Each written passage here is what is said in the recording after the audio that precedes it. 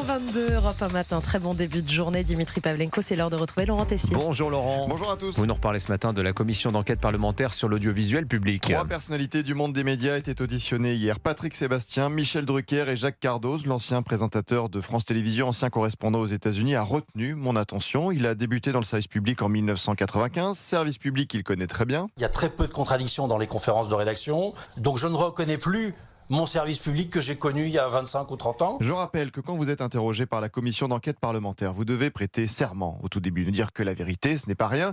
Jacques Cardoz a fait une centaine d'émissions de compléments d'enquête sur France 2 de 2018 à 2021.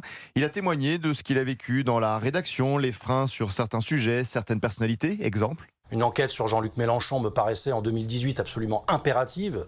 Lorsqu'on a un candidat à la présidence de la République qui dit « la République c'est moi » et qui est de cette violence-là et qui manifeste cette violence devant les gens. Sauf que tout ne s'est pas passé comme prévu. L'idée n'avait manifestement pas plu à tout le monde. Le lundi, il y avait une réunion et une conférence de rédaction.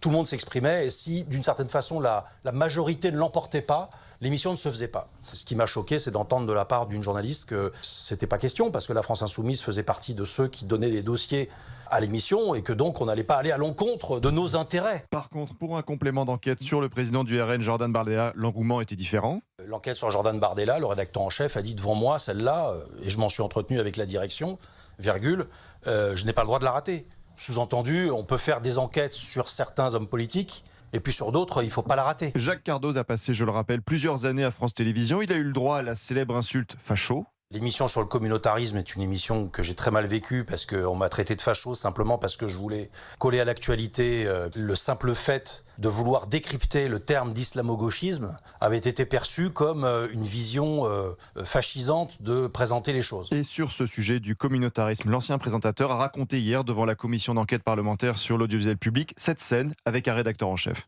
Il s'agit d'un des 2 rédacteurs en chef adjoints qui s'est désolidarisé de l'émission, qui est quelqu'un qui est connu en interne pour être très proche des idées de la LFI, mais encore une fois, faire un esclandre public et mettre ses idées politiques dans la balance, ça n'est plus du journalisme. Dans ce cas-là, qui travaille à Mediapart. Je veux dire, tous les journalistes de complément d'enquête sont absolument fascinés par les enquêtes de Mediapart. Très peu de médias parleront de ces propos. Je rappelle encore une fois le coût de l'audiovisuel public pour l'État, donc notre argent, nos impôts, 4 milliards d'euros. Prochain épisode de la commission d'enquête cet après-midi avec l'audition de l'animateur Nagui. Ah bon, c'est ce que vous allez faire cet après-midi, Laurent Tessier. Merci beaucoup. Ça avec beaucoup d'intérêt. Voilà, on en reparlera avec Pascal Praud de 16h à 18h sur Europe 1, le numéro du Standard à Nice.